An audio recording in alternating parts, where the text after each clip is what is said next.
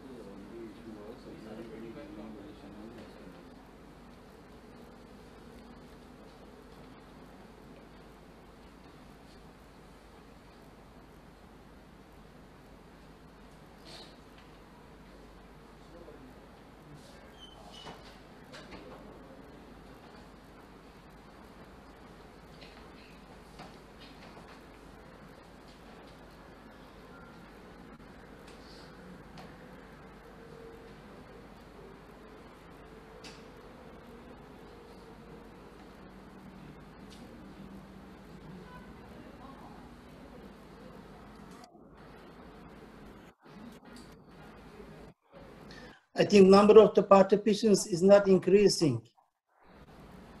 Do you think we should stop still or we should continue? We just need 5 minutes to get it start, and participants are coming in the room, and we will participate from here.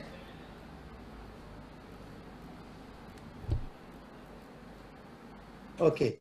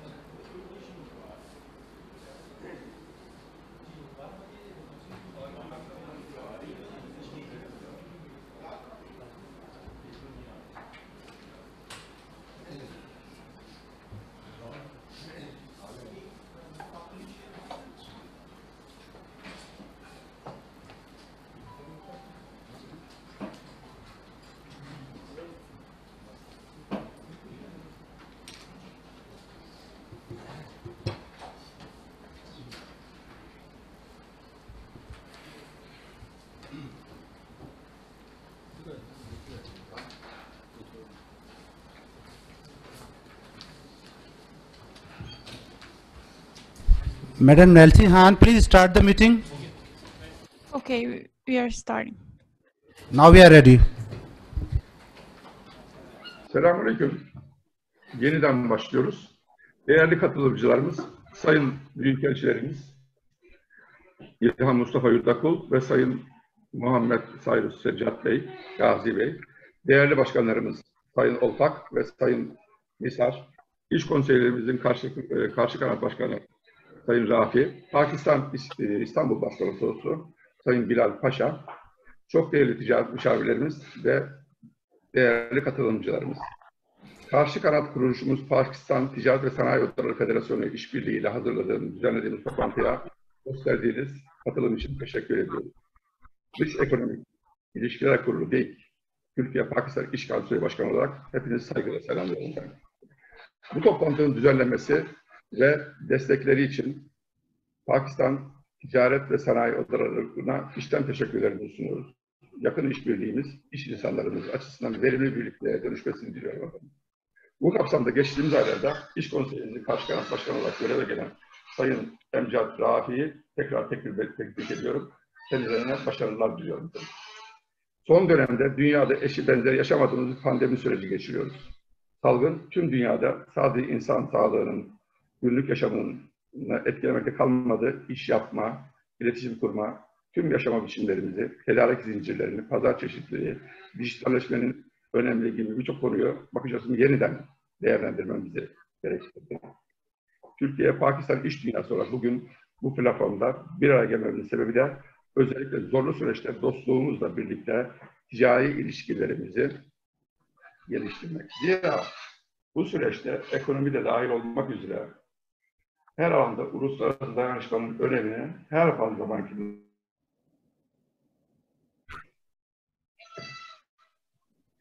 2020'nin Şubat ayında Sayın Cumhurbaşkanımız Recep Tayyip Erdoğan'ın önderliğinde gerçekleştirilen ticaret kapsamında kendilerinin işaret ettiği 5 milyar dolar ticari hedefine ulaşma yönünde iki ülke insanlarımızın bir araya getiren bu toplantıların önemine inanıyor ve bu yönde çalışmalarımızı sürdürüyoruz.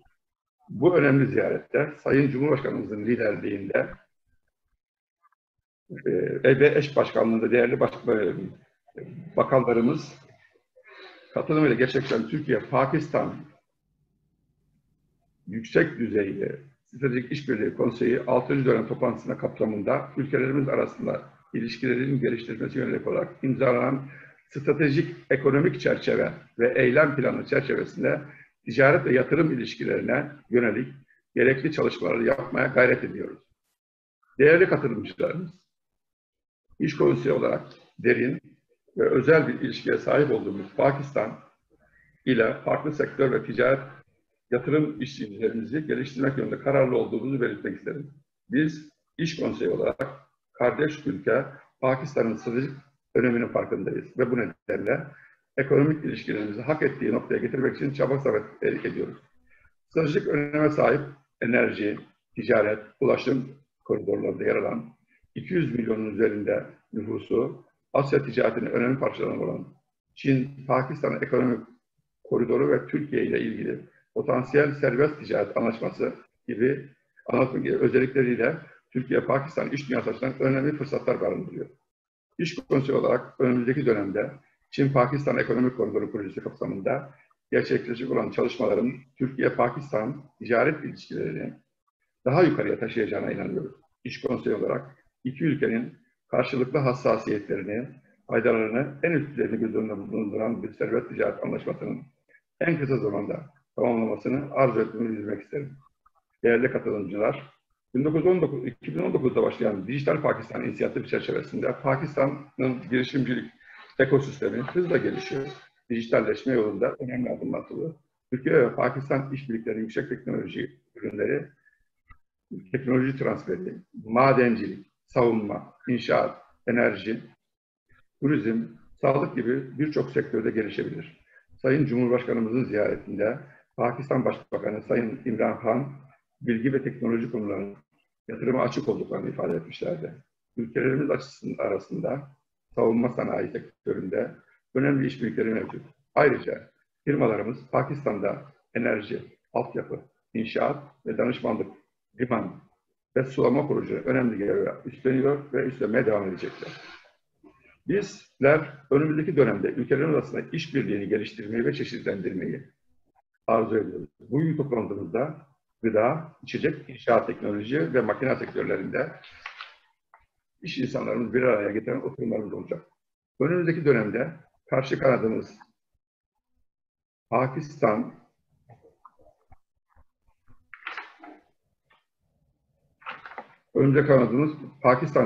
Sanayi ve Ticaret Federal Sanayi ve Ticaret Odaları İşbirliği'nce farklı sektörde toplantı sürdürmeyi umuyoruz.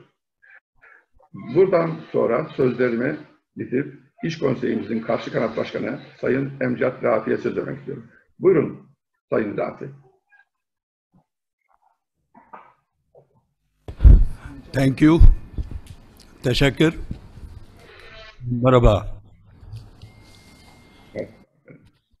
Excellency Ehsan Yurdagal, Ambassador of Turkey in Pakistan, Ambassador Sajjad Qazi, Pakistani Ambassador in Turkey, Mianjum Nisar Saab, President of Federation Pakistan Chambers of Commerce and Industry, Mr. Nail Olpak, President of DEİK, Mr. Ahmed Changiz Ozdemir, Co-Chairman of our Business Council, and Mr. Bilal Pasha, our Consul General in Istanbul.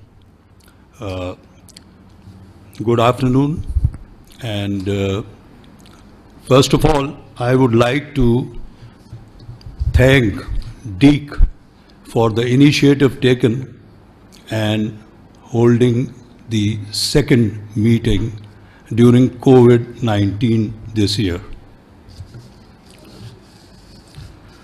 The presence of both our ambassadors is really very encouraging for the business community of both countries, as this shows that the governments respectively are very much in interaction with the business community, and this is the third time we are meeting in the last 5 months with our ambassadors there and listening to us and our suggestions. I also thank the DEİK organization. Well, I am very glad that today's meeting, Interconnected Business Series, Turkey and Pakistan, on very important two subjects which we decided: food, beverage, and construction, and their technologies and machineries, with the cooperation of DEİK, is taking place. Our today's event is followed by networking sessions wherein leading companies of Pakistan and Turkey, representing food, beverage and construction sectors, their technologies and machineries, they are going to interact later in the meeting rooms, and I think the window will be opened through the courtesy of DEİK and FPCCI to have further business relations between the two companies. I am also thankful to Mianjum Nisar and Mr. Nail Olpak, President of DEİK, for participating in this session. Turkey is one of the very important country for Pakistan. The trade relation, the relations, political relations in the Foreign Affairs Ministry are described as Kardesh. Kardesh is more than a friend. And both countries have historical and significant relations in the economic, cultural, defense and geopolitics field. We are both members of ECO-CCI, D8, CASI and OIC. But the existing trade volume, as we have been discussing again and again, many times, is not significant between our two countries. In fact, has gone down in the last 9 years. 2011, it was $1.1 billion. The psychological barrier was broken of $1 billion, and now it is only $803 million. The bilateral trade, of course, is in favor of Turkey for the last 9 years. And the reason we all know is the countervailing duties which were imposed by Turkey in 2011. And then, due to the unfortunate COVID situation, advanced custom duties were imposed by Turkey thrice this year, which are going to continue till December this year. So we have to find ways, sir, co-chairman, Mr. Nail Olpak, we have to find ways how to increase bilateral trade in spite of this handicap, and we have to work very hard. I think this holding of this meeting today, the food sector, beverage and construction, machinery, etc., this is very important, both for Federation Pakistan Chambers of Commerce and Industry and for you. So we should take maximum advantage. Today may be introductory meetings between the two business circles, but it has to be continued. And I think DEİK and we should keep it continued in future also. As you know, sir, we discussed the Prime Minister of Pakistan, Imran Khan, announced incentives in the construction industry. As he announced Naya Pakistan project, wherein 5 million low-cost houses are to be constructed. We are aware that many Turkish companies are present here, and they have offices, they have joint ventures, and they are doing good work in infrastructure. But what we need is, and the theme of today's meeting should be, that the Turkish companies, they are very huge. They have very large experience. They work in Europe, they work in Central Asia, they work all over. They should have joint ventures with the Pakistani companies as subcontracting, as taking our construction material, in any way so that a win-win situation arises, and we both should be very happy that the trade has increased and your presence of Turkey has also increased, and our construction people are also benefited mutually, I mean, in a business manner. So that is actually the aim of today's meeting, and I think you will agree, sir, to what I am saying. Well, about the strategic economic framework, which has been decided by both the Prime Minister of Pakistan and President of Turkey, Excellency Erdogan, I think we are moving forward, but the governments are moving forward, and we would like our business community, FPCCI, to be involved, like your business community, for the items or for the products which are being discussed under the strategic economic framework for the business part. I also acknowledge, though it is not our subject, that both of our countries have excellent relations in the defense field. And less said is better, but I think it is marvelous, which the cooperation which is going on. Sir, with these words, I would like to end my remarks and kindly, once again, let's follow up what efforts we are doing. Thank you very much.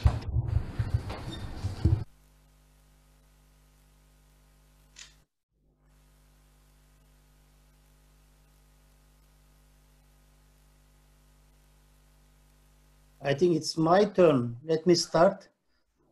And if you don't mind, I'm going to continue in Turkish. Sayın Büyükelçilerimiz Mustafa Yurtakul ve Muhammed Gazi, Sayın Başkonsolosum, Sayın Nisar, Sayın Rafi ve Sayın Cengiz Özdemir, ticaret müşavirlerimiz ve iş dünyamızın çok değerli temsilcileri. Evet, dünya olarak zor bir dönemden geçtiğimiz bu süreçte ben öncelikle sağlıklı günler dilerek sözlerime başlamak istiyorum. İş hayatını kesintisiz sürdürme gayreti içindeyiz. Şubat ayında Pakistan'daydık. Evet, bugün farklı bir şekliyle pandemi sebebiyle dijital olarak birlikteyiz. Biraz önce Sayın Rafi kardeşliğin ne olduğunu bize güzel bir ifadeyle söylediler. Kendisine teşekkür ederim. Biz Türkiye tarafından baktığımızda kardeşliğin ne olduğunu Pakistan'ın 1920 yılında o yaşadığımız süreçlerin içerisinde yaklaşık 3000 kişilik kolluk kuvvetini göndermesinden Kıbrıs Barış Harekatı'na 17 Ağustos depremine kadar çok net bir şekilde hissettik. Kendilerine müteşekkiriz. Elbette biz de Türk halkı ve Türk iş dünyası olarak Pakistanlı dostlarımızla birlikte ve omuz omuzayız. Bundan hiç şüphemiz yok. Bugünkü birlikteliğimizde biraz önce Sayın Özdemir ve Sayın Rafi de ifade ettiler. İşbirliklerimizi daha fazla geliştirebilmek.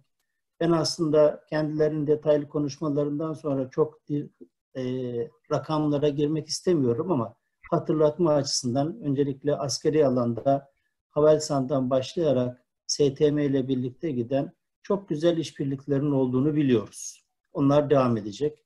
Diğer taraftan iş dünyası açısından bakıldığında ise doğrudan yatırımlarda elbette her ülkenin sermaye birikimlerini de dikkate alarak bizim Pakistan'daki doğrudan yatırımlarımız 160 milyon dolara yaklaşırken yaklaşık 15-16 milyon dolar civarında da Pakistan'ın Türkiye'de doğrudan yatırım var. Bunu daha fazla arttırmayı hedeflediğimizi, bugün de bu amaçlardan birisinin bu olduğunu hatırlatmak isterim kendimize, hepimize. Karşılıklı ticaretimizde yine biraz önce konuşmacılarımız ifade ettiler. 850 milyon dolar civarında ama 1 milyar ve sonra 5 milyar dolar gibi çok güzel iki hedef koyuldu. Tabii bu hedefi gerçekleştirecek olan kişiler iş dünyası bizleriz. Eğer sıkıntılarımız varsa, önümüzü açma konusunda bir şey varsa hem devlet yöneticilerimizden, büyükelçilerimizden aramızdalar, ticaret müşavirlerimizden bu konuda da destek isteyeceğiz. İfade edildiği birer cümleyle söyleyeyim. Serbest ticaret anlaşması aramızdaki çok hassas konulardan birisi. Nasıl çözülür bilmiyorum ama her ülkenin, iki ülkenin menfaatine çözülür diye hep konuşuyoruz. Ama bu konunun bir yerde bir olumlu sonuca gitmesi önemli. Elbette Pakistan'ın Çin-Pakistan Ekonomik Koridoru çerçevesindeki projeleri ve hedeflemiş olduğu 5 yıldaki 5 milyon konut projesi de bizim açımızdan son derece önemli. Müteahhitlerimizin başarısını biliyoruz. Ben bunun Pakistanlı dostlarımız tarafından da daha fazla değerlendirileceğini, dijitallik noktasına gelince geçen yıl başlatılan Dijital Pakistan projesinin özellikle Covid ile birlikte hayatımızdaki yerinin daha da arttığını da kendimize, bizlere hatırlatmak istiyorum. Evet, Covid hayatımızı sadece toplantılarımızı sanal yapmak şeklinde değiştirmiyor.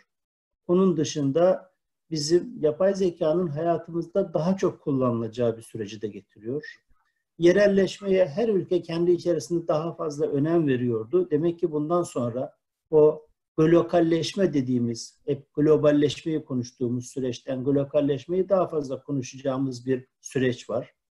Biz lojistiği zannederim bundan sonra hayatımızda daha çok konuşmak durumundayız. Çünkü lojistikte ulaşılabilirlik kavramı çok öne çıktı.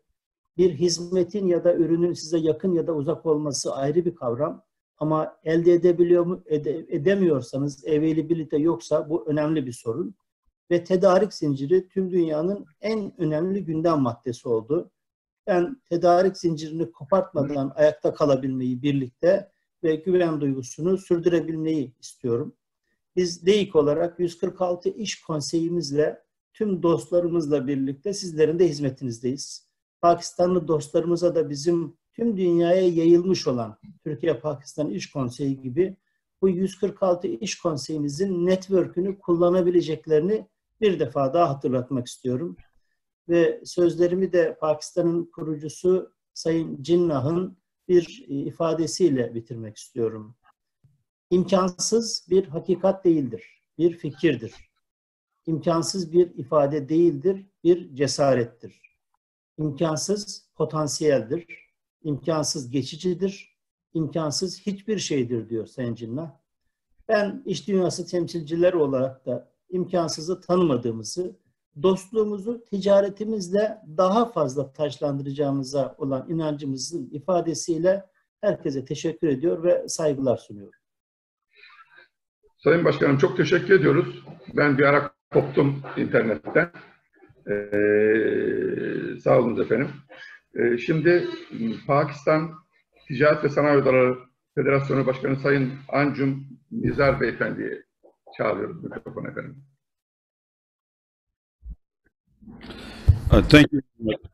Thank you very much. Bismillahirrahmanirrahim.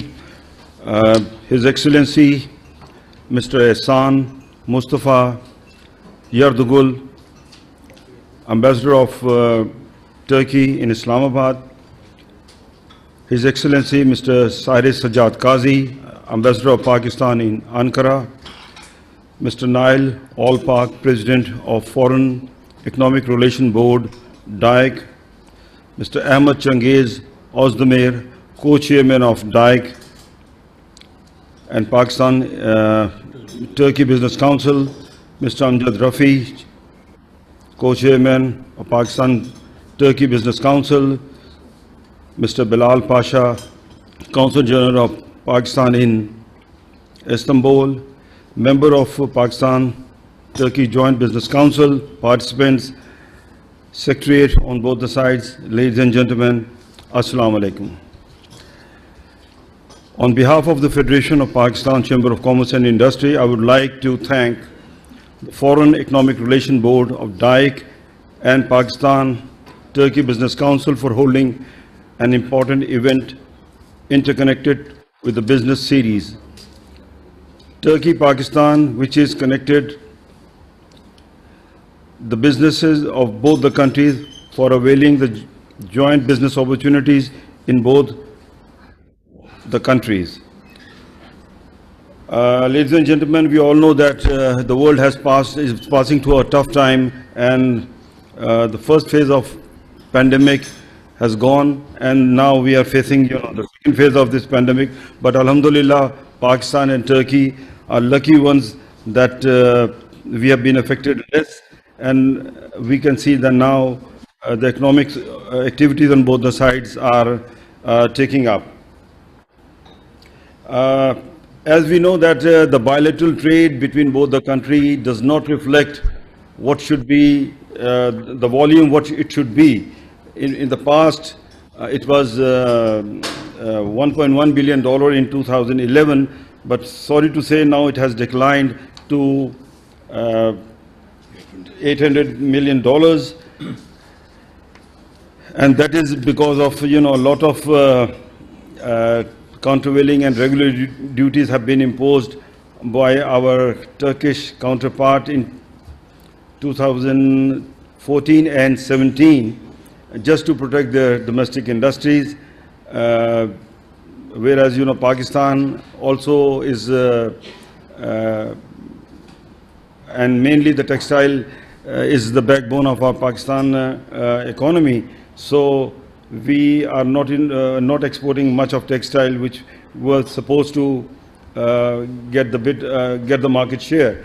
But nevertheless, once again this year, maybe because of the COVID, in April, July and August, additional duties have been further imposed. So that is also one of the reasons that economical activities are not picking up, and we are not getting some market access in Turkey.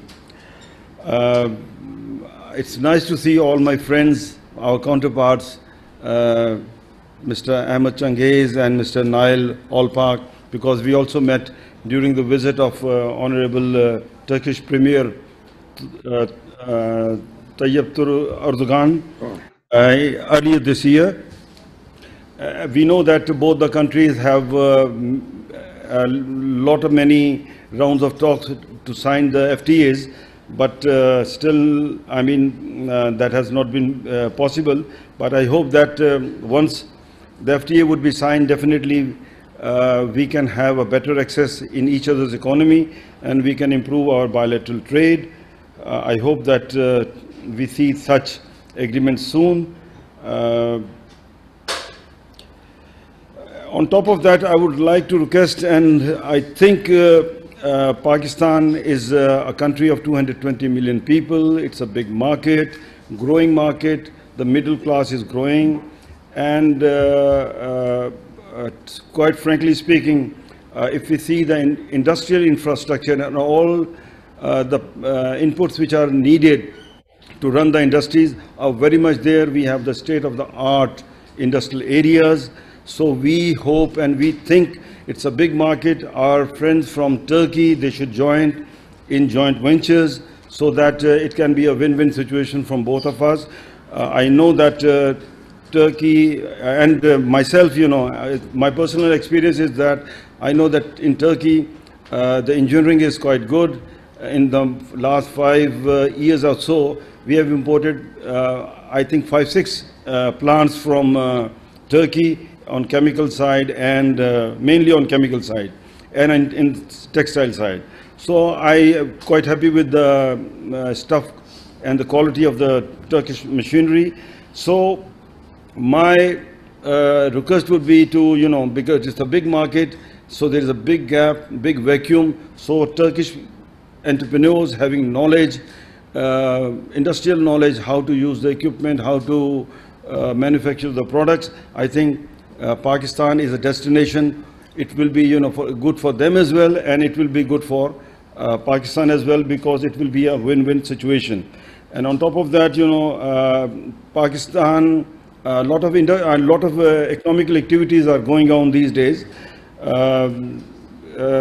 China has invested heavily in Pakistan in infrastructure or in many areas. We want that our Turkish counterparts, they should also join us as partners in the CPEC projects.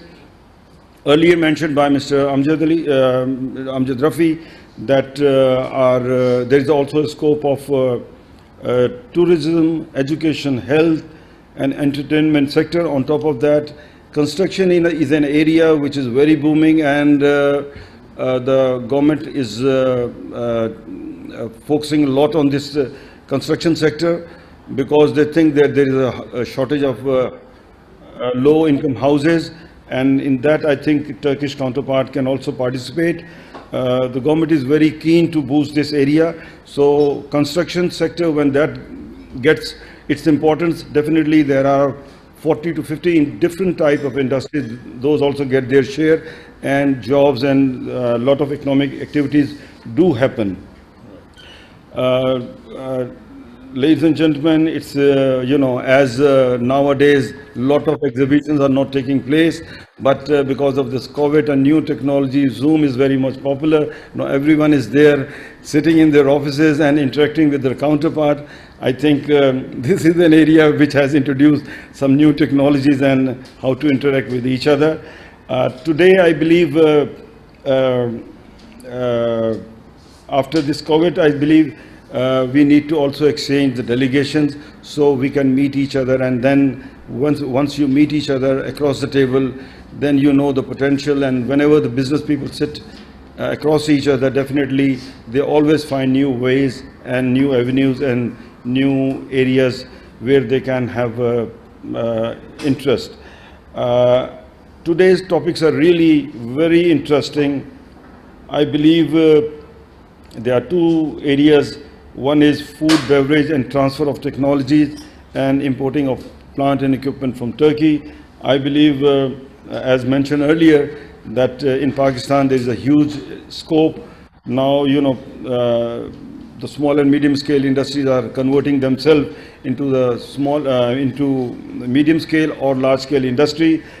So there is a huge demand of food products in Pakistan.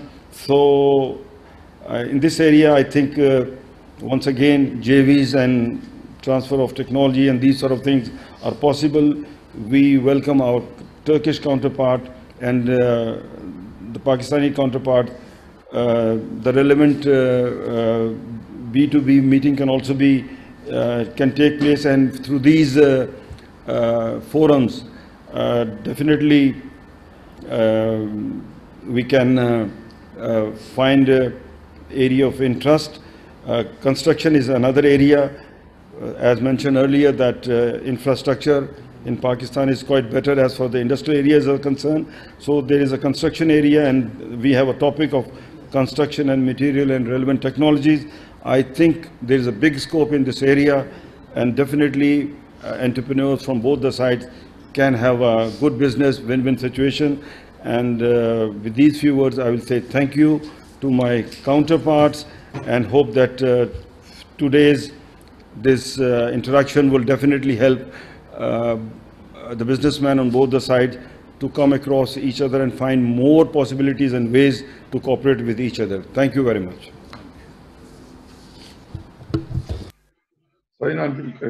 Sayın Başkan, çok teşekkür ediyoruz Sayın Nisar. Sayın Büyükelçimiz İhsan Mustafa Yurdakul Beyefendi. Buyurun efendim.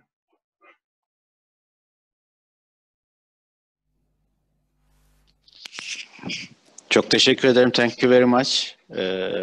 I would like to express my gratitude for DEİK and FPCCI for organizing this gathering. The more the better.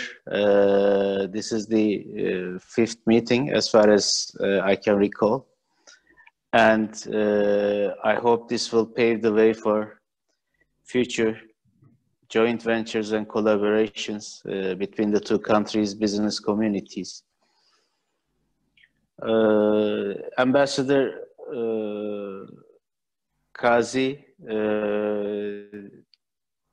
dear DEİK people, FPCCI executives, business community, I do not have much to add to the previous speakers, honestly, because they have touched upon all those important questions and prospects. What I would like to underline is that whatever the situation is, the COVID, the pandemic situation, our ties will remain strong, and the business opportunities mutually exist between the two countries, and our business communities will always be eager to follow up all those opportunities and increase our economic and commercial relations. I would like to underline three subjects which have already been touched upon. One is the construction sector.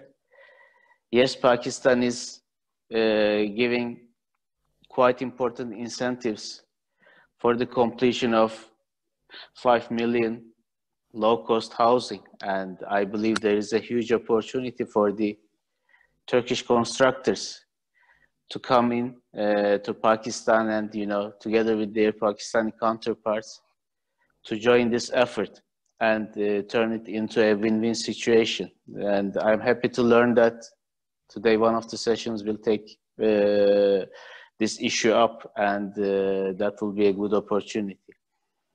The second thing is the stagnant level of commercial exchanges. Yes, 800 million volume is not making any of us happy, but under the circumstances, first of all, I think this year also we should repeat a figure close to this, and it will prove that two countries, despite all the difficulties, continue to make commercial exchanges between themselves. That will be a very good message, and that will form a very good basis for the, inshallah, better years to come, health-wise, and that will be a good starting point. And of course, our customs duties and other, levies, etc., which is now extended to end of December. Inshallah, with the things going better, I hope it will also be given a good consideration and would be, inshallah, removed to open up space for more businesses. My last point would be that no one has mentioned it before, so let me be the first one. Pakistan is also after a very important initiative, that is the blue economy. The federal minister, the cabinet, they came up with some good plans and ideas and incentives for ramping up the maritime economy in Pakistan. This is mostly a virgin area, if I may put it that way, for Pakistan, and there is a lot of investment needed for Pakistan in the maritime sector. And Turkish companies, Turkish investors with huge expertise on this maritime shipbuilding, ship services, maritime services background, they can easily come to Pakistan and look for the opportunities that really exist in this country. So I would like to urge, and taking up the point of Mr. Olpak, the importance of the logistics in this new era and beyond, given this importance, the logistics, I would like to suggest the Turkish entrepreneurs to take a very close look to the maritime opportunities that Pakistan offer. With these words, I would like to wish you a very successful session. I would like to assure you that, and I'm sure my brother Cyrus will also join me, we are here for you. Whenever you have an issue, something to share, some issue to follow up, some issue to, to inshallah be solved, we would always be there for you. We would do our best to make your interaction with the relevant authorities of respective countries. The results would, inshallah, would be in your favor, in the favor of the business communities. But please be assured that we are here for you, and whenever you have issues, do not refrain contacting us. Once again, thank you very much for giving me this opportunity. Esselamu Aleyküm. Have a good day. Herkese iyi günler.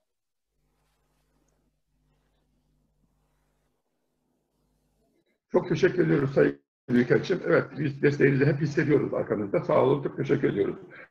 Efendim, şimdi Pakistan'ın Ankara Büyükelçisi Sayın Muhammed Cyrus Gazi Bey'e rica ediyoruz konuşmaları için efendim. Buyurunuz efendim. Thank you very much, Mr. Özdemir. I hope you can hear me. First of all, I would like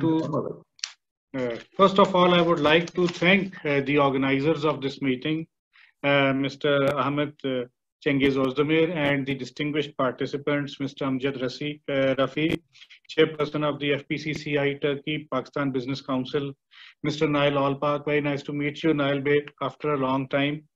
Mr. Mia Anjum Nisar, my brother Ambassador Yordakul, for organizing this meeting and giving me an opportunity to, I don't think I can say to contribute to the deliberations, but to just comment on a few issues. I would like to start from the last point that Ambassador Yordakul raised, that the two embassies are at the disposal of the business communities of the two countries in facilitating, in troubleshooting, in exploring new avenues for increasing the bilateral trade, the economy, and the investment between the two countries.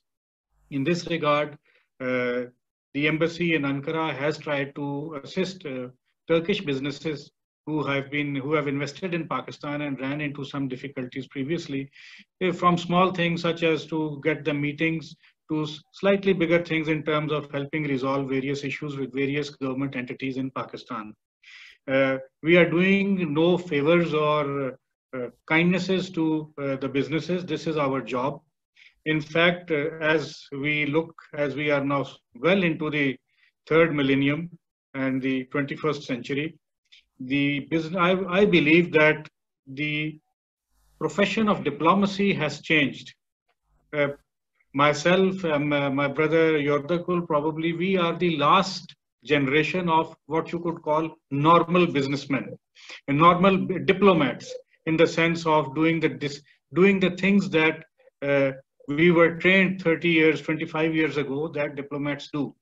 Now the real creators, the maintainers, the sustainers of bilateral relations between states are the people.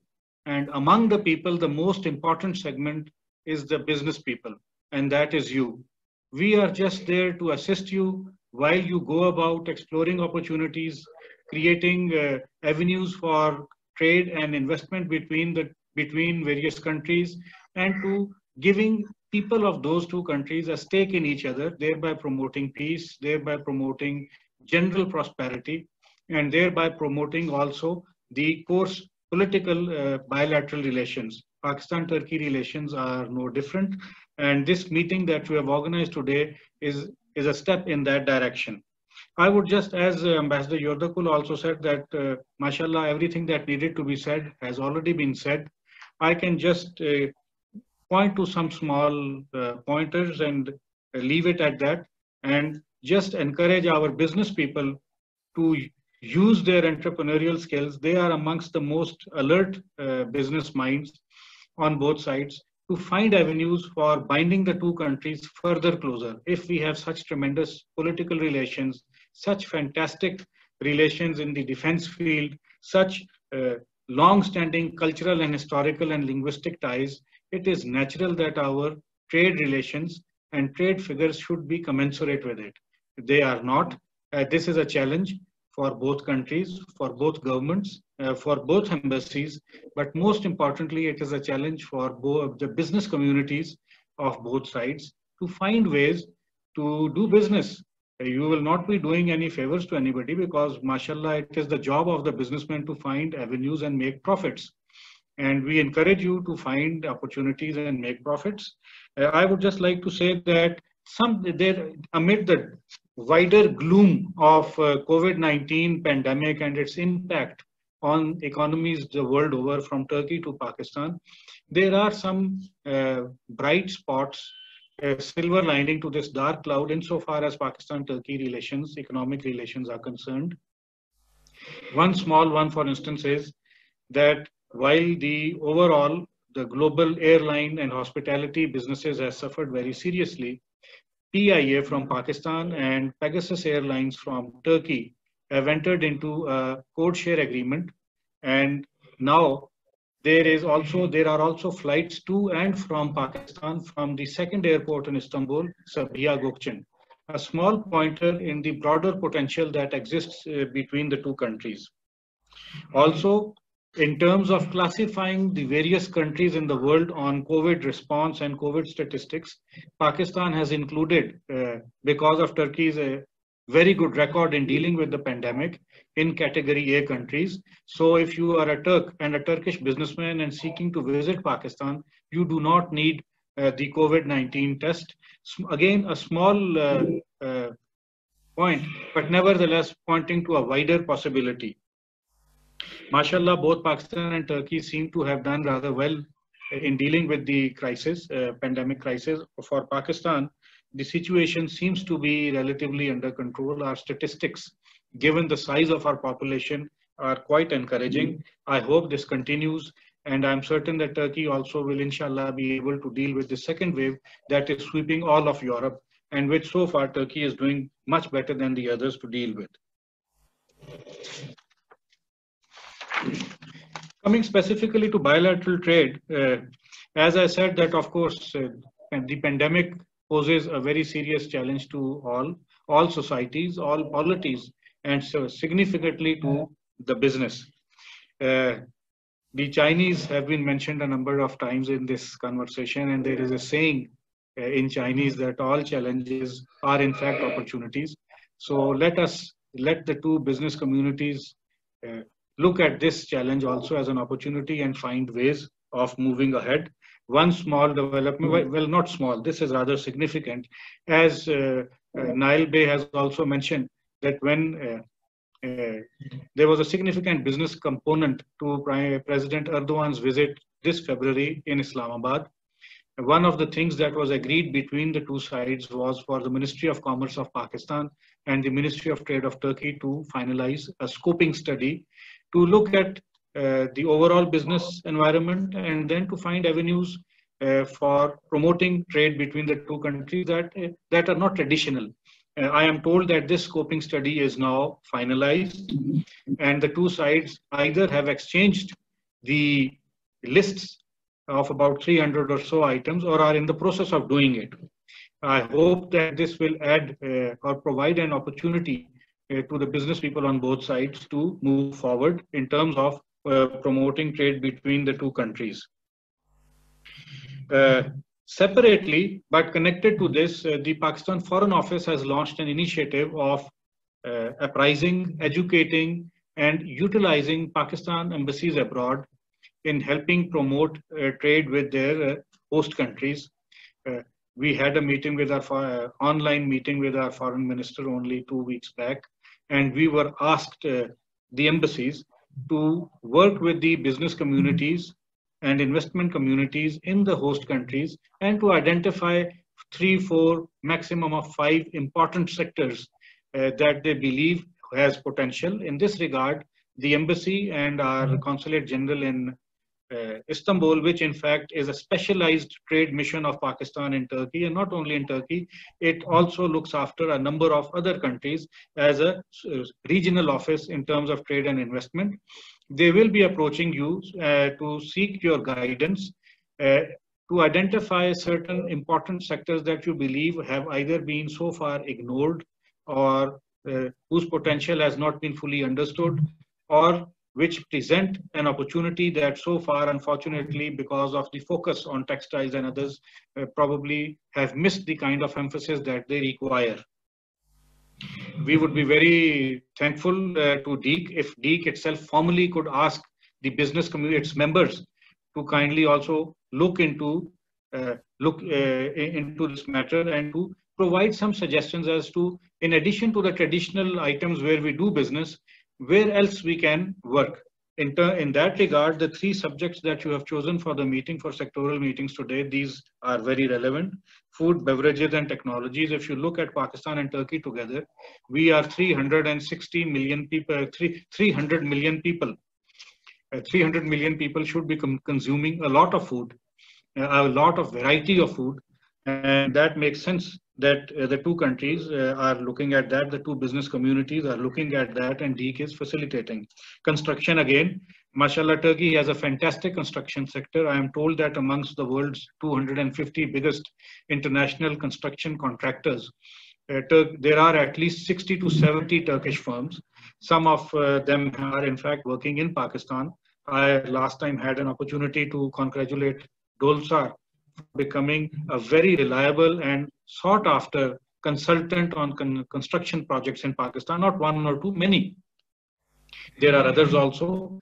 So again, this emphasis on this subject is very well placed, particularly since the present government in Pakistan is committed to providing a very large number of Pakistanis with high quality, low cost housing. And again, it is for the business communities to actually work out the details, but the embassies and the governments are there to assist you in whatever respect you require. Again, machinery, food, beverages, construction, this is also very relevant. And I believe that there is a lot of scope. Ambassador Yodakul must have visited Sialkot a number of times. Perhaps we can Sialkotify more of Pakistan's cities in this regard, so that we can avail the opportunities and the complementarities that exist between the two countries. It is unfortunate that in terms of textiles rather than being a glue holding the two countries together in terms of business, has become an item of unfortunate competition or misunderstanding. We should in fact look at this sector as providing an opportunity for both sides for joint ventures, working closely to complement each other. What Turkey needs is we can provide, Turkey can finish it and then send it forward. I'm sure these are arguments that I am making in my capacity as a layperson, but specialists have also made this argument. So let us look at wherever there is a degree of unease or competition, perhaps the better way is to look at it in terms of moving forward as partners, joint ventures. We provide something, you bring something to it, and the two of us benefit while we export it or sell it to a third party. My last point would be that we request DEİK and all members of DEİK, particularly those who are working in Pakistan, who have invested in Pakistan, the big investors, Coca-Cola, Ichechek, Hayat Kimia, Zorlu, Architect, and others, that please let us know if there are any specific problems or difficulties that you are encouraging in terms of doing business in Pakistan, or if you have any suggestions to improve the situation, the procedures, or various aspects of doing business in Pakistan, kindly share it with us so that we can share it with our authorities back home. This is also part of the initiative I spoke to you about, the foreign minister advising the embassies to work with the business communities in their respective countries. I am really grateful to DEİK for organizing this, for our participants who took time out of their very busy schedules to attend this meeting. We bureaucrats, at least I say that the bureaucrat's time is free. The businessman's time is not free. If he has taken the time out to sit and attend a meeting, it means that he genuinely believes in its importance. I really thank you for it. Again, on concluding on the same point that I started, the embassy is available to the business communities of both the countries. We in fact tell our Turkish visitors to the Pakistan embassy in Ankara that this is an embassy for both the countries, and all Turks and all Pakistanis have an equal right to it. Please let us know if we can be of any assistance. We are available to you through DEİK and directly also, and we will do our very best to assist and facilitate you in all business ideas, ventures, and difficulties that you may be encountering. Thank you very, very much. Değerli Büyükelçi, biz Gazi'ye çok teşekkür ediyoruz. Çok yapıcı, teşvik edici bir konuşma yaptılar. Sağ olsunlar. Şimdi oturumumuzun Türkiye-Pakistan'da ve Türkiye ve Pakistan yatırım ve iş imkanları konulu ilk oturumuna geçeceğiz. Bu arada sözü Pakistan Başkonsolosumuz İstanbul'daki Sayın Paşa'ya vermek istiyorum. Buyurun Sayın Paşa.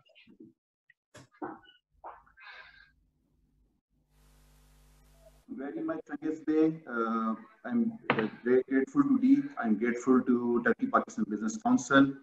I'm also thankful to our honorable ambassadors, both in Ankara as well as in Islamabad, our colleagues in embassies in consulates in Karachi and Lahore and Islamabad, and of course, Honorable President FPCCI, Honorable President of Pakistan Turkey Business Council of FPCCI. Thank you very much for extending me this opportunity to present to you a very brief expose of Turkey-Pakistan bilateral trade. But the focus would be, as very rightly pointed out by Cengiz Bey, would be on the two sectors which we have identified for today. So with your permission, let me share my presentation with you, and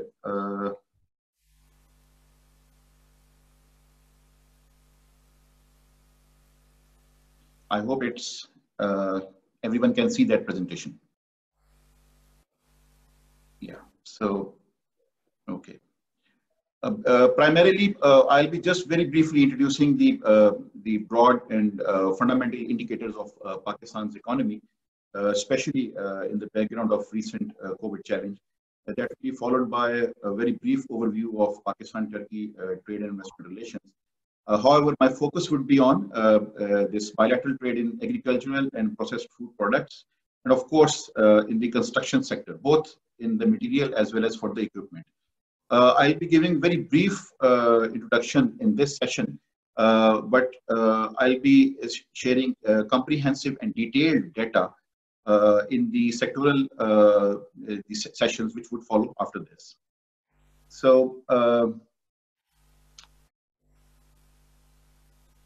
straight away coming to the economy of Pakistan.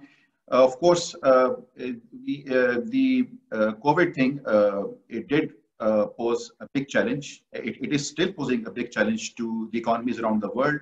And of course, the economy of Pakistan also suffered from this challenge. And if you can see on the slide, the GDP growth, which was expected to be around between 3 and 5% this year, we will not be, unfortunately, getting that target, and it will be around 0 to -1% between that.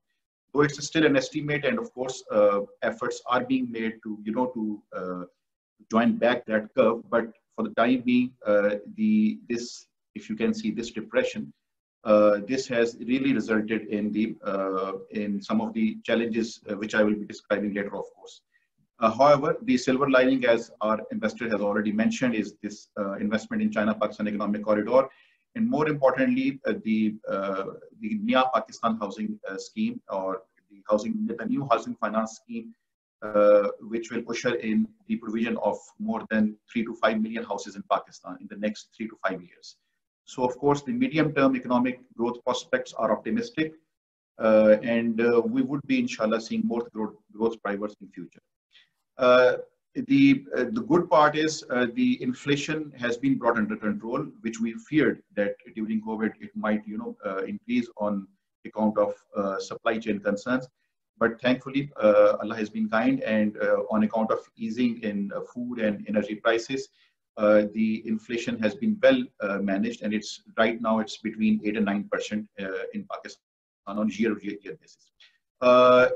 Of course, central banks all around the world, they responded to the COVID phenomenon, the COVID challenge, and considering the falling domestic demand and, of course, fear of rising inflation, the State Bank of Pakistan, it loosened its monetary policy, and our interest rates were down by more than 625 benchmark points. So it's at present it's at 7%. Unemployment rate has fallen consistently, and even during this COVID phenomena, the government in Pakistan, of course, through its COVID challenge, this package, the economic conditions were, of course,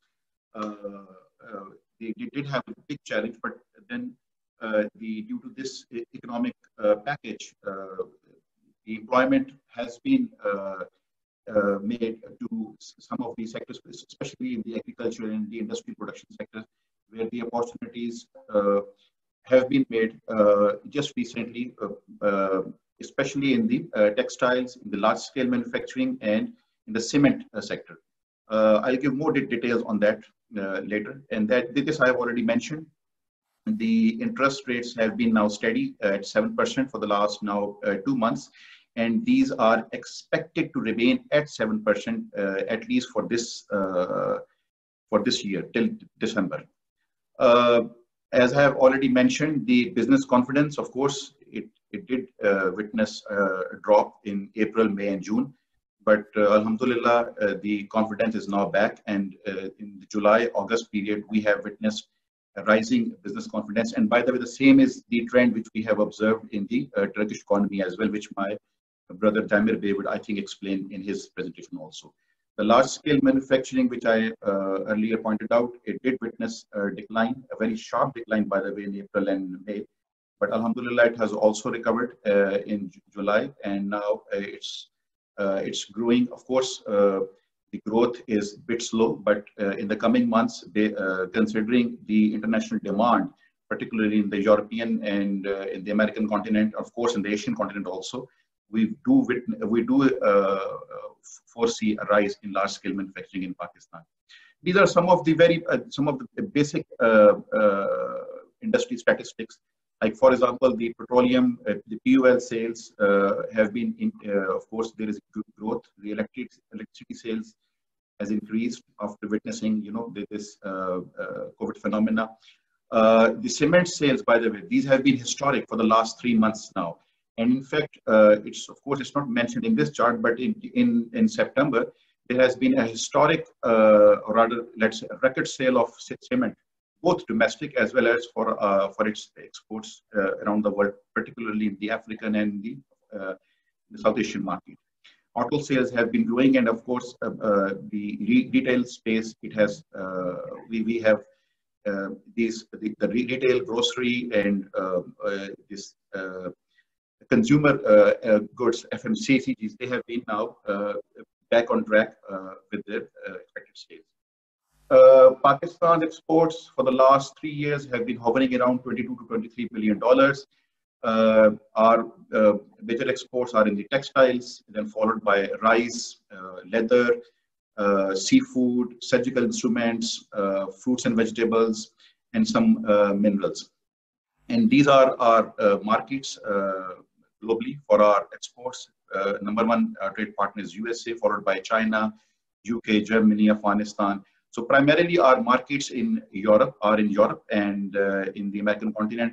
Turkey is our 15th largest destination for our exports. Almost the last 3 years, this status has been maintained. But of course, we would like to see Turkey in the first top 10, inshallah, in the next 3 to 5 years. Our imports have witnessed a decline in 2019 from $60 to $50 billion since it's a developing economy. So, and of course, we are not sufficient in our energy supply. So, our fundamental imports are in Chapter 27, that is the mineral fuel, oil, crude oil, followed by machinery and electrical machinery. I'll be describing more in detail is this Chapter 84 machinery, and that, by the way, is the topic for our discussion in the latter half today. So, but I mean, imagine the growth the opportunities available in this sector. Its imports have been hovering around $5, $6, or $4 billion. And then followed by iron and steel, organic chemicals, plastics, certain vehicles, of course, cotton. We not only produce cotton, but the cotton has not been now sufficient for our textile industry. So we are also importing a lot of cotton and cotton yarn also. And there is a lot of inter-industry trade between Pakistan and Turkey in this particular sector. Pharmaceutical products, and then of course some agricultural items, and I'll be giving more details on that in the coming slides. In terms of imports, China has been our major partner, and then followed by UAE, primarily on account of crude oil and some industrial intermediate items, followed by USA, Indonesia, Qatar, Japan, Kuwait, South Africa, Italy, Germany, Netherlands. So it's a very diverse basket, and by the way, Turkey last year has crossed $500 billion mark, so it's somewhere here. And with this and our trade moratorium with India, we are witnessing more and more imports from Turkey in this year. This table does not provide the data for this year, but I'll show in my later slide the data for the current 9 months of this year. And our prediction is that Turkey will soon cross $600 billion of exports to Pakistan this year. This I have very briefly mentioned. I think our presidents, both the presidents of FCCI and Cengiz Bey, he has already mentioned at one point of time in 2011 we crossed that 1 billion mark, but now the trade is hovering around around $800 million. The Pakistan share in Turkish imports is around 1.15%. And that speaks volume about, the opportunities which are there. And for certain reasons, we have not been able to capture those opportunities. And similarly, the Turkish share, again, it's just 0.9% Pakistan imports. And that again speaks volume as to why the Turkish industry has not been able to make ground in Pakistan. So the trade balance since 2015 has been in favor of Turkey. These are Pakistan's top 10 exports to Turkey. Within the cotton, it's the yarn and grey cloth. It's around, let's say, 50% of more than 50% of our total exports, followed by the two chemicals, that is ethyl alcohol and polyethylene terephthalate, that is PET. And then, of course, articles of apparel like some garments, knitted and crocheted both, some man-made staple fiber, that is called synthetic textiles. Surgical instruments, it's a very encouraging trend. Of course, considering the Turkish imports of more than $1 billion, our share is just $6 billion, it's nothing. But it's still encouraging that from few $100,000, it has risen to $6.3 million. Then, of course, some raw material in the leather items and sports goods. Within sports goods, there's a footballs. So around $3 to $4 million of football, they do land in Turkey every year. Our top 10 imports from Turkey are, number one is the machinery, Chapter 84 items. It's basically mechanical machinery, all construction machinery and equipment, followed by cotton. Just imagine, our honorable investor, he was also mentioning that there is a lot of scope of joint ventures in this textile sector. And as you can see, we have now growing imports of textiles, like within this cotton chapter is yarn and certain kind of yarn which is not produced in Pakistan, but we import from Turkey. And then some gray fabrics. And this year we also imported a lot of this melt blown fabric, which is used for the production of surgical masks. So this trade is expected to, this imports into Pakistan from Turkey is expected to increase this year, and we would see this figure from 50 to 80, or I think it may cross $100 million. Followed by iron and steel, some high-tech medical equipment, folled by some items in plastics, electrical machinery, chemical products like our honorable presidents, or both of the presidents, the Nisar Sahab and Amjad Rafi Sahab also mentioned about the chemical products. And then, of course, Turkey is very strong in dairy and in agriculture. So items like some beans, chickpeas, and some dairy items also landed in Pakistan, and in good numbers, by the way. Priority sectors in which we have been focusing on for the last few years is, of course, the traditional sectors are textiles, leather, surgical instruments, and sports goods.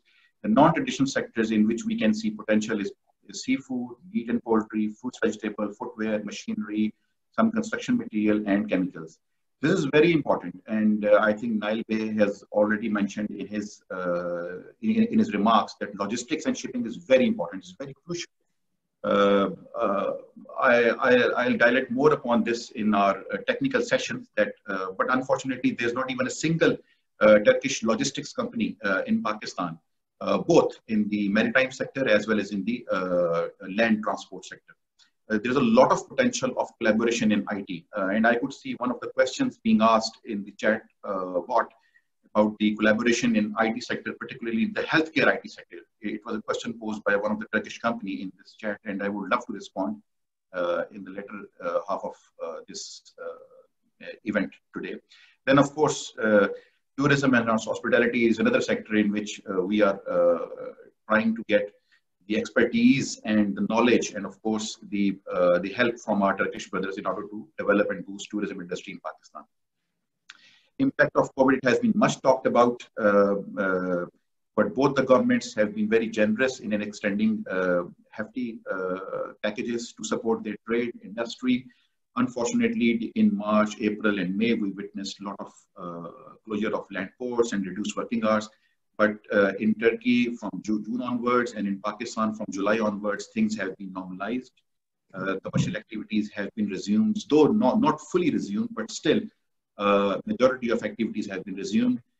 We have already discussed about the imposition of additional custom duties, which of course have been extended till December 31st. I hope, and as very rightly pointed out by Honorable Ambassador of Turkey in Pakistan, Ahsan Bey, that hopefully these will be removed after 31st December 2020. I'll now give you the trade figures for this year. And if you can see on the top left side, the Pakistan exports to Turkey were growing in the first 3 months and witnessed about 8 to 9% growth. But and as of course, as was evident due to this COVID phenomena, we witnessed a drastic decline in our exports in April, May, June, and July. And this decline in export was quite significant in May and July months. In August, of course, there has been a little improvement, and the September initial figures, which are of course provisional, not final, there is an increasing trend. So we would be now, inshallah, hopefully in the next 3 months before this financial year closes in Turkey, we would be, inshallah, we would be witnessing more growth in our exports. But of course, there are so many challenges in the next 3 months, which the two business communities hopefully will be overcoming those, inshallah. So overall, in the first 8 months, our exports have witnessed a decline of 12%. And as I mentioned, the decline is more obvious and more significant in May, June, and July. So, and overall, there is a decline of around 12%. But inshallah, this trend hopefully would be reversed. And if not, the last year's exports value, we would be achieving, inshallah, closer to that, around $280 to $290 million of our exports. By the way, same is the story for the Pakistani imports from Turkey. In April and May, there was a significant decline. In June, there was a slight recovery. In July, again, there was a slight decline. But from August onward and the September figures, which I have, that shows there is a healthy and positive recovery of Turkish exports to Pakistan. Again, these exports might not cross $500 million, but would fall closer to that period. Now, specifically in the agriculture products, bilateral trade, and the international trends, I hope this is visible to everyone. Let me share the full view. Okay.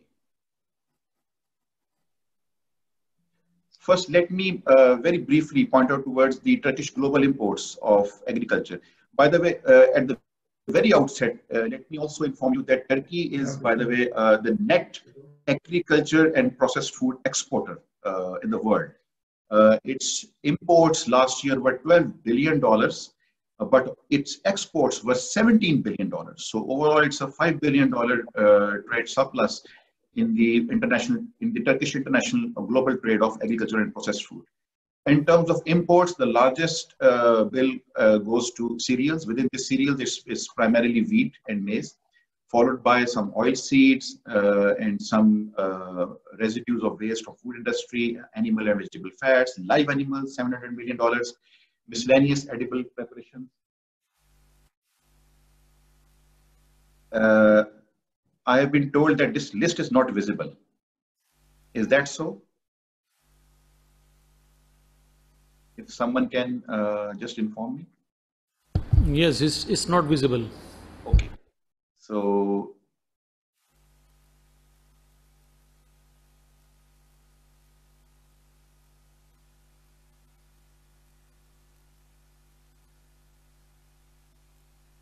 is it visible now? Yes. Okay. So this is basically a very general and broad overview of Turkish global imports of agriculture and processed food.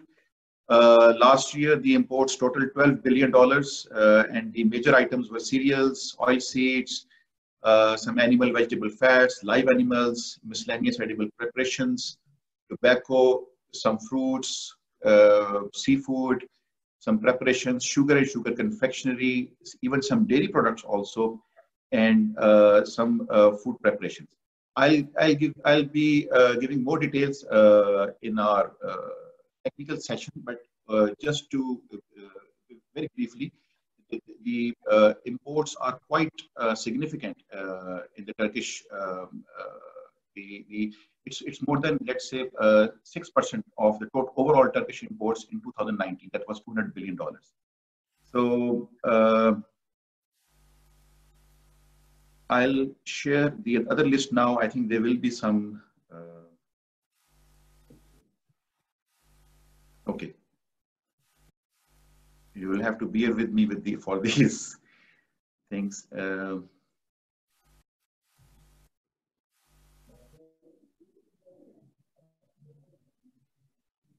So these were the Turkish partners for imports.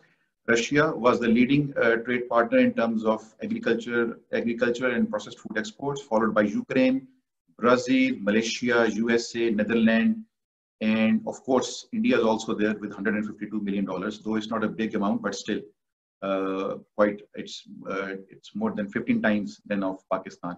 So, but main players were Russia, Ukraine, Brazil, Malaysia, USA, Netherlands, and some European countries. Let me go back to the screen.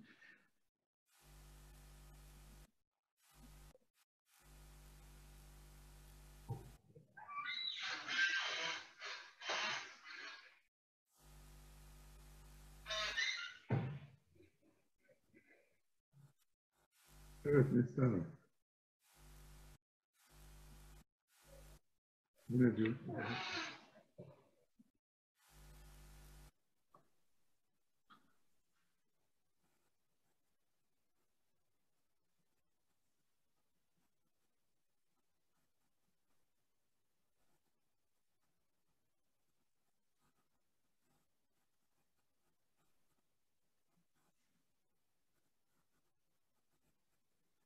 Okay. So these were the items which I previously mentioned. Wheat is the largest import of Turkey, followed by soybean, maize, live cattle, durum wheat, sunflower seeds, crude sunflower, seed oil, food preparation, oil cake, sesame seed. Why I have highlighted this as green, because Pakistan is also exporting, though not in a very significant manner, but still Pakistan is an exporter of sesame seed. And last year, Turkish imports were $264 million in this particular HS code. Then, of course, tobacco. We find a lot of potential in export of tobacco from Pakistan. Unfortunately, not even a single dollar tobacco export is taking place between Turkey and Pakistan. So there's another area. There are different categories of tobacco, like this partly or wholly stemmed. So $230 million of imports opportunity. Then, of course, $133 million over here. $113 million over here. Then, of course, there is walnuts, almonds, rice. I'll be giving more detail on that, but you can see in this table. And I'll be sharing all this data with DEİK and with FPCCI. And you can have, you can go through these tables, and if you have more questions as to the sources of these imports, the average unit prices, you can always contact us, and we'll be happy to give you more information. But primarily, these are the items which Turkey has been importing the last 3 years, and the some of the items in which we find potential for Pakistan. Now,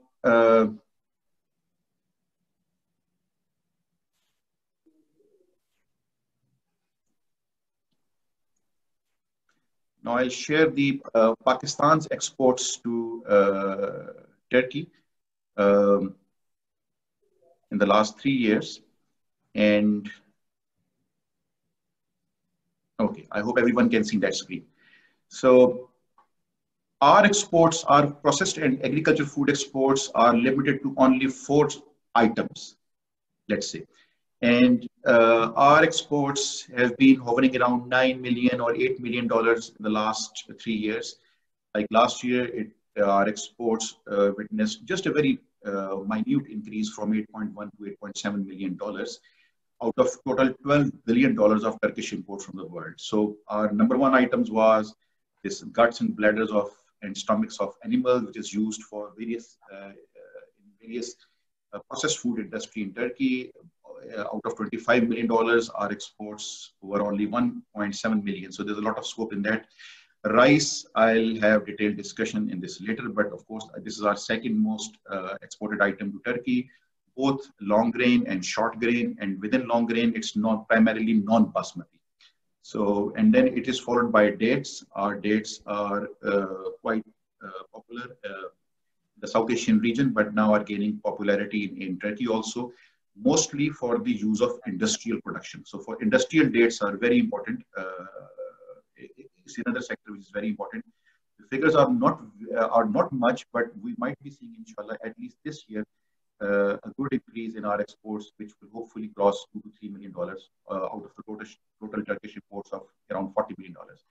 Potato, we found an opportunity last year when, due to shortage of crop in Turkey, this item was opened for just 2 months, and within those 2 months, Pakistani exporters were able to ship around $900,000 of exports, followed by sesame seed. This item at one point of time was being exported to the tune of $5 or $6 or $7 even billion. However, in the last 2 years, this item exports to Turkey has gone down below $1 million. And this is followed by some other items which are not that very significant. So primarily it's the parts of animals, rice, dates, and sesame seed, and some other seeds which we will be discussing later in our technical session.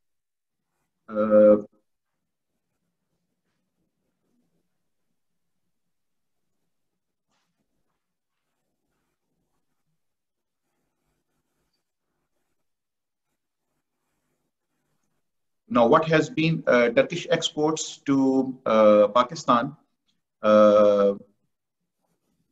This I will come later. I will dilate upon that later. And this year's first 8 months data, which we have in regard to our exports, I'll share with you now.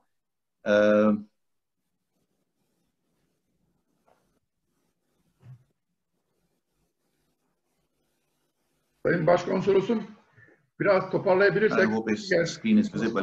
So this. Okay, sure.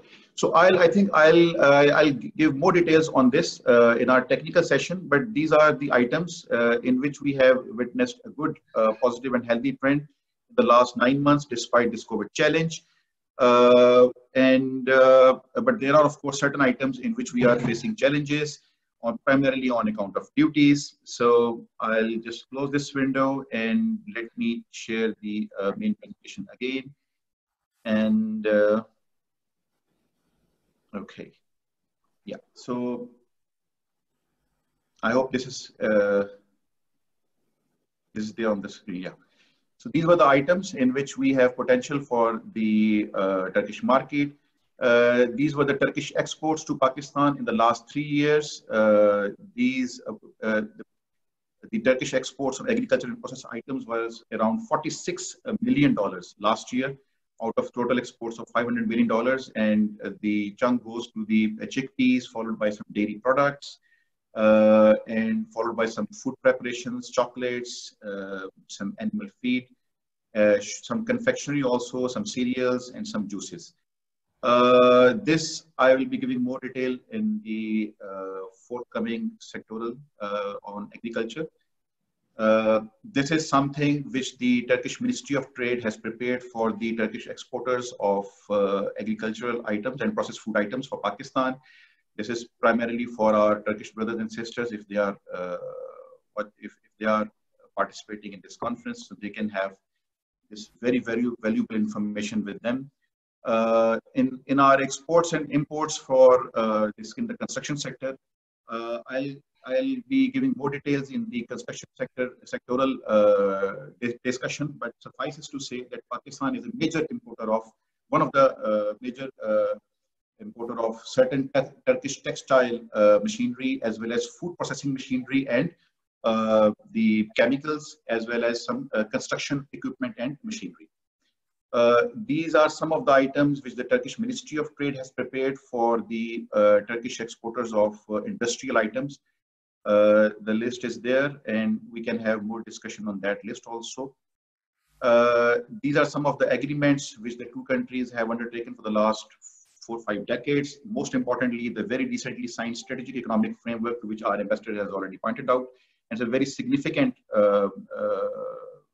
agreement between the two countries, in which we have set some of the very ambitious targets. It's over 71 points agenda, and considerable progress has been made. And inshallah, in the next 2 to 3 months, the two governments will be having a formal meeting of sectoral groups under the strategic economic framework. These are some of the Turkish companies which have been operating in Pakistan, which have big investments in Pakistan. I don't need to go into more details into that. The challenges we have already discussed. I'll again come to that point that there is still no direct shipping and logistics. Of course, duty structure is another issue, and banking access. I mean, the financial access or the financial connectivity is, of course, another very important issue, which is of quite significance for our exporters and for the Turkish exporters also. Thank you very much. Sayın Başkonsum, çok detaylı bilgiler verdiniz. Teşekkür ediyoruz. Sağ olun. Şimdi sözümüzü Türkiye Cumhuriyeti İslamabad Ticaret Başmüşaviri Sayın Demir Ali Şahin ve Türkiye Cumhuriyeti Karaçi Ticaret Ateşesi Sayın Eyüp Yıldırım'a vermek istiyorum. Buyurunuz efendim. Hello, my name is Demir Ahmet Şahin, and I'm the commercial counselor of the Embassy of the Republic of Turkey in Islamabad. First of all, I would like to pay my respects to the esteemed ambassadors of both countries, Consul General of Pakistan, DEİK and FPCCI directors, and all the participants. I will give some brief and general information about Pakistan's economy, and then I leave the second part to my colleague, Mr. Eyüp Yıldırım, Commercial Attaché of the Consulate General of the Republic of Turkey in Karachi. Now I'm going to switch to Turkish. Pakistan İslam Cumhuriyeti nüfusu 210 milyon olan geniş bir pazardır. Gayri safi yurt içi hasılası 2019 yılı gerçekleşmeleriyle 278 milyar dolardır. Kişi başına düşen gayri safi yurt içi hasılası ise 1357 dolar olarak gerçekleşmiştir. Gayri safi yurt içi hasılanın sektörel dağılımında tarım sektörünün %24, sanayi sektörünün %20, hizmetler sektörünün %55 payı bulunmaktadır. Ülkenin finans ve ticaret merkezi Sint eyaletinin başkenti Karachi olmasına rağmen gayri safi yurt içi hasılanın yaklaşık %60'ı tarım ve hizmet sektörlerinde başı çeken Punjab eyaletinde üretilmektedir.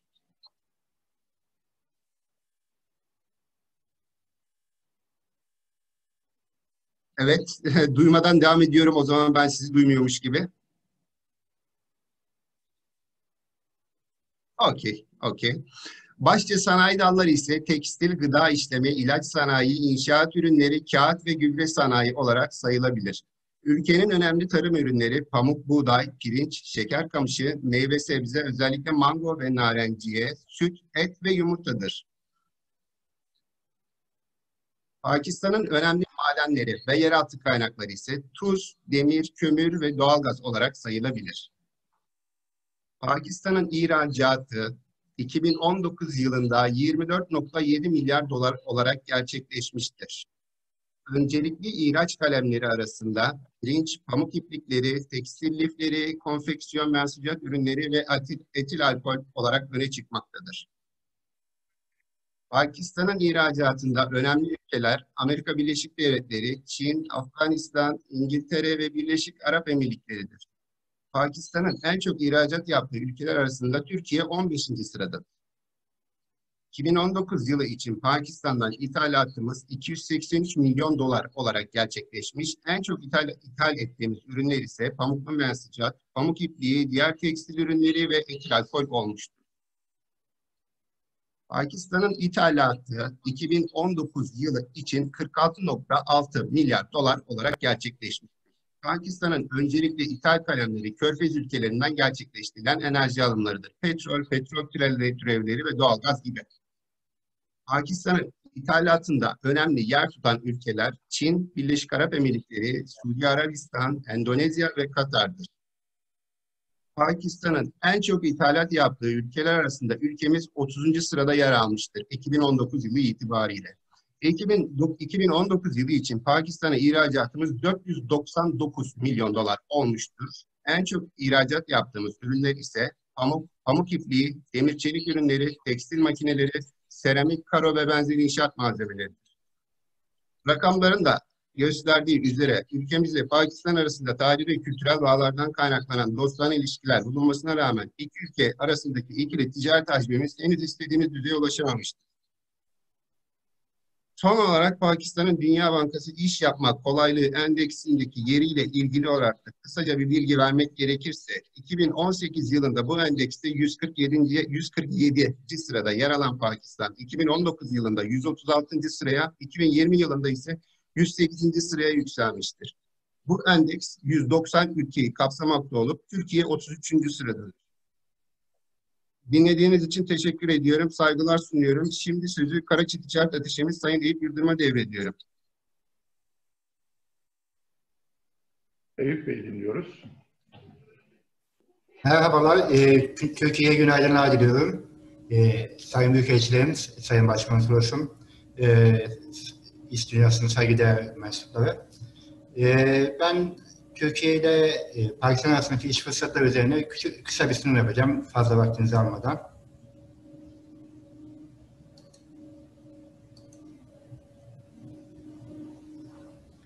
Sunumu görüyorsunuz Ömer.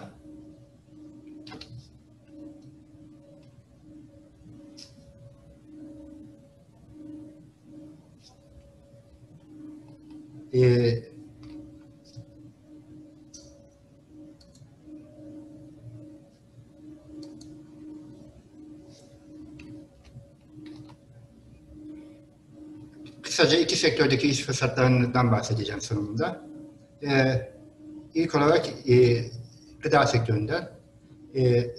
Bahsedildiği gibi hububat önemli bir iş alanı Türkiye ile Pakistan arasında.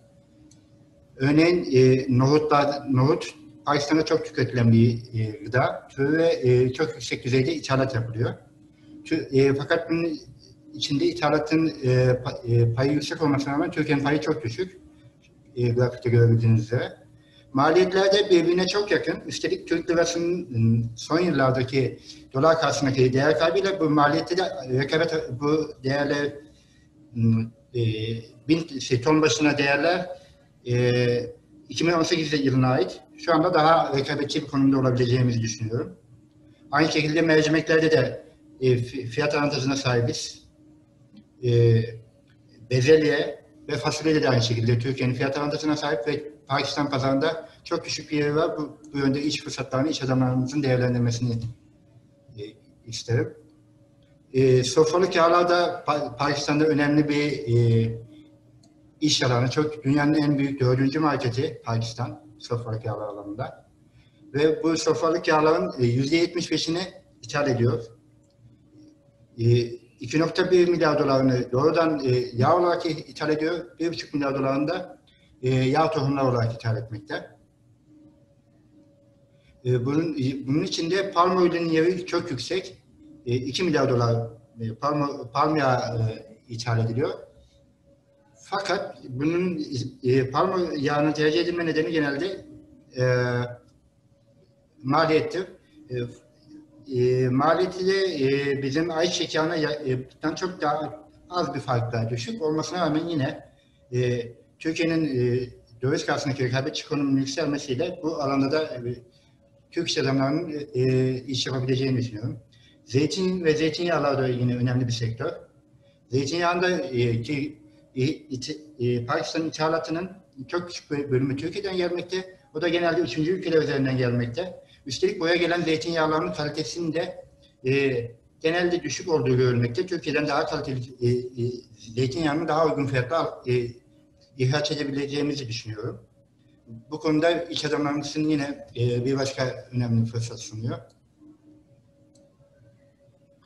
Yine sofralık yağlardan, margarinde de bir yüksek bir ithalat oranı var. Ve yine bizim birim maliyet oranımız daha düşük olmasına rağmen pazarda payımız çok düşük. Bu konuda yine iş adamlarımız için önemli bir fırsat sunmakta.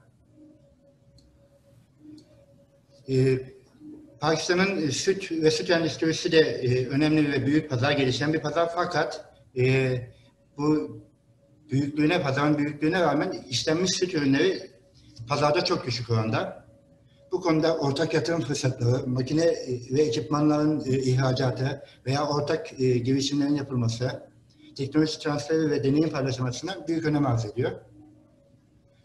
Süt sektöründe 95 milyon ton günlük üretim olmasına rağmen bunun sadece %2,5'ü işlenmektedir. Ve süt sektöründe bu kadar büyük üretim olmasına ve dünyanın en büyük hayvan sayısı, 4. hayvan sayısına sahip olmasına rağmen 40 milyon ton uzun ömürlü süt ithal edilmektedir. Çünkü paketleme ile ilgili problemlerden dolayı bu konuda paketleme konusunda da yine yatırım yapılabileceğini düşünüyorum. Ve hayvancılık sektöründe 60 milyon insan istihdam edilmektedir. Türkiye ile Pakistan arasında bu konuda hayvan çiftliklerine yönelik anahtar teslim projeleri yapılabilir. Yine peynir ve kaşar çeşitleri, çedar çeşitleri, mozzarella çeşitleri için anahtar teslim fabrikalar yapılabilir veya ortak girişimler yapılabilir. Buna yönelik bizim makine sanayimizin çok güçlü ve rekabetçi yönleri olduğunu biliyorum. Yine dondurmada önemli bir sektör Pakistan'da. Ve dondurmalar ya düşük kalite ya da çok aşırı yüksek fiyatta. Türkiye'nin bu konuda bir boşluk bulabileceğini, burada bir ortak girişimde bulunabileceğini düşünüyorum veya makine, ekipman ve tecrübe ve teknoloji transferi yapabileceğini düşünüyorum. Meyve ve sebzede de özellikle kuru üzüm ön plana çıkmakta. 100 milyon dolar ithalatının sadece 12 milyon doları Türkiye'den Pakistan'ın ve fiyat avantajı da aleyhimize değil. Domateste de yine aynı şekilde 29 milyon ithalat olmasına rağmen Türkiye'den hiçbir şekilde ithalat olmamakta, payımız sıfır. Bunun yanı sıra fazla uzatmamak için diğer sektörlerde kısaca belirtmek gerekirse makarna, bisküviler, çikolatalar, gazlı içecekler, deniz ürünleri, balık ve buna yönelik ekipmanlar yönünde ortak girişimler yapılmasının büyük iş fırsatları olduğunu inanıyorum. Öte yandan Sayın Başkanımızın da bahsettiği gibi Türkiye ile Pakistan arasındaki özellikle gıda sektöründeki tedarikte şöyle bir sorunumuz var. Bir süreklilik arzı yok. Bir erişim sorunumuz var, pazara giriş sorunumuz var. Bunu da çözmenin en iyi yolu Türkiye-Pakistan ortak bir zincir market kurmasının, indirim marketleri kurmasından geçtiğini düşünüyorum. Bu zincir indirim marketleri Avrupa'da ve Türkiye'de çok yaygın ve hem tüketiciler için büyük avantajlar sunuyor hem de üreticiler için de pazara doğrudan erişim sağlıyor. Tedarik zincirini kısaltıyor. Ve bu da hem Türk ürünlerinin Pakistan pazarına sürekli yer alabilmesini, sürekli akışın sağlanmasını, yeni ürünlerin raflarda yer bulabilmesini, uzun dönemde sözleşmelerin yapılabilmesini ve Pakistan gibi 200 milyonluk ve sürekli gelişen kentli tüketim alışkanlıkları değişen bir ülkede bunun mutlak bir ihtiyaç olduğunu düşünüyorum. Bu Pakistan için de büyük faydalar sağlayacaktır. Hem direkt kendi yerli tedarikçilerinden de ucuza direkt tedarik sağlayacaktır. Tüketiciler için daha ucuz fiyatlarla erişim sağlanacaktır. Böylelikle pazar payından yükselme olacaktır Pakistan'la ortak içinde.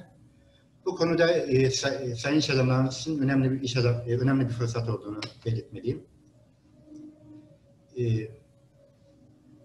Yine gıda işleme konusunda Türkiye'nin makine sektörünün rekabetçi konumuyla gerek meyve suyu fabrikaları, gerek salça fabrikaları ve domates için, gerek paketleme fabrikaları önünde makine ve ekipman ihracatında önemli bir kalem olmasını düşünüyorum. Çünkü çok düşük payımız. Bu anlamda Türkiye'nin makine sektörünün Pakistan iş adamlarımızın özellikle dikkatini çekmek istiyorum. Türkiye'deki makine sektörü %60'ını Avrupa ve Amerika'ya ihraç etmekte. Ve bu nedenle Avrupa ve Amerika'daki şirketlerle de zaten rekabet halinde. Bundan dolayı onların standartlarından daha yüksek olmak zorundayız bu rekabetten dolayı. Ve daha uygun dövizdeki rekabetçi konumumuzdan ötürü daha uygun fiyatlar sağlayabilmekteyiz. 200 ülkeye ihraç edilmekte, toplamda 200 bölgeye ihraç edilmekte ve yaygın servis sağlamaktadır. Bu konuda da çok kısa bir makinecilik sektörümüzün bir dakikadan daha kısa süren bir videosunu paylaşmak istiyorum.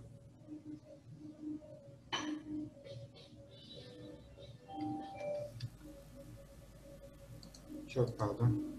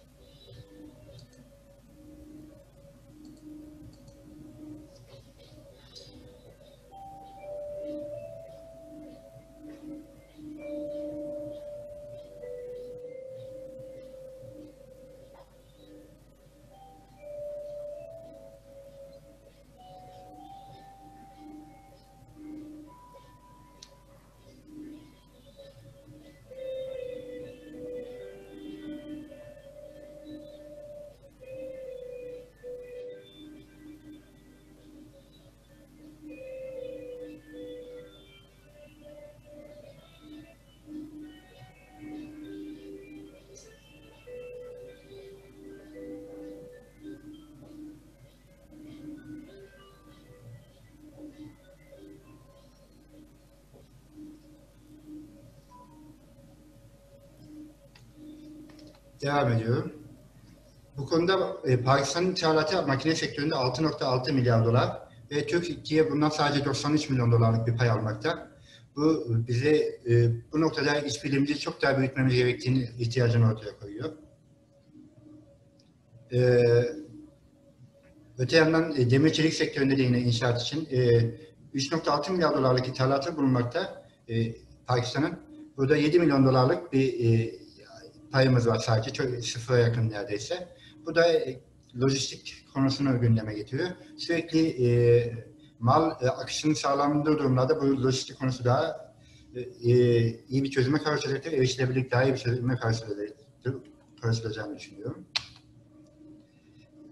Türkiye yine inşaat makineleri sektöründe de bütün dünyaya ihraç yaptı. Çok güzel iş makineleri üretmekte büyük bir endüstriyel ve inşaat iş parkına sahiptir. Bu konuda da Pakistan iş adamlarımızla ortaklaşa projeler yapılabilir. Pakistan inşaat sektöründe Türk makinelerini daha fazla görmek isteriz. Pakistan'ın inşaat sektöründeki mevcut konumuyla ilgili kısa bir bilgi paylaşmak istiyorum. Mevcut durumda 12 milyon eve ihtiyaç olduğu değerlendirilmektedir Pakistan'daki konut sektörü raporlarına göre. Ortalama standart bir konutun 60-70 bin dolar civarında olduğu düşünülmektedir. Toplu standart konutlarda. Ve önemli altyapı yatırım projeleri bulunmaktadır. Öte yandan Pakistan hükümeti Sayın Büyükelçiniz de bahsetmişti sanırım. 5 milyon konut yapılmasına yönelik bir teşvik paketi açıklamıştır. Bu teşvik paketinde önemli vergi indirimleri bulunmaktadır. Vergi muafiyetleri bulunmaktadır. Bu konuda Türk iş adamları, Pakistan iş adamlarıyla ortak burada konut projelerini gerçekleştirdiler. Çünkü Türkiye'de çok büyük konut projeleri zaten iş adamlarımız yapmış durumda. Ve karşıdaki bazı altyapı yatırım projelerinden bahsetmek istiyorum. Atık su yönetimine yönelik projeler var, kanalizasyona yönelik ve su tedarikine yönelik metrobüs projeleri ve önemli raylı sistemler projeleri bulunmakta. Buna yönelik de Pakistan hükümetinin önemli bir kaynak aktardığını belirtmek isterim. Bu konuda yine Türk iş adamları uluslararası tecrübesiyle burada mutlaka yer almalıdır.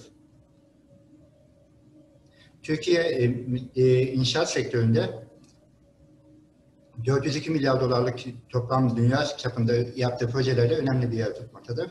Bu konuda biraz hızlı geçeceğim ve Sayın Başkonsolosum, İstanbul Başkonsolosum bahsettiği gibi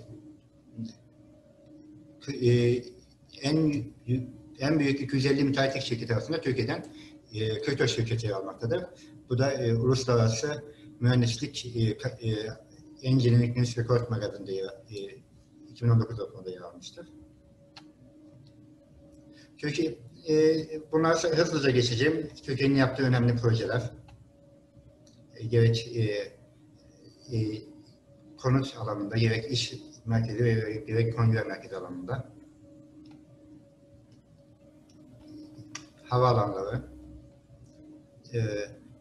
altyapı yatırımları, ulaştırma altyapı yatırımları, Türkiye'nin gerçekleştirdiği müteahhitlik projeleri, karayolu ve otoyolu projeleri,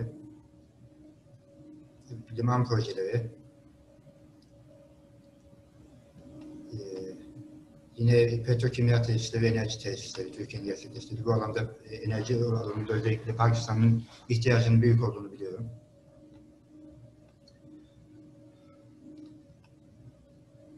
Teşekkür ederim.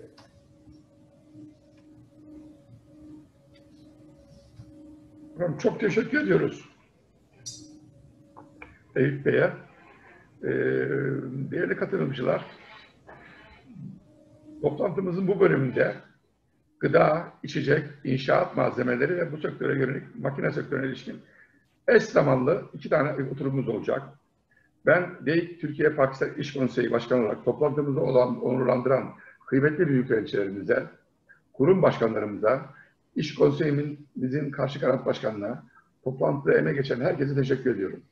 Sektöre oturumundaki görüşmelerimizin verimli geçmesi diye saygıyla selamlıyorum efendim.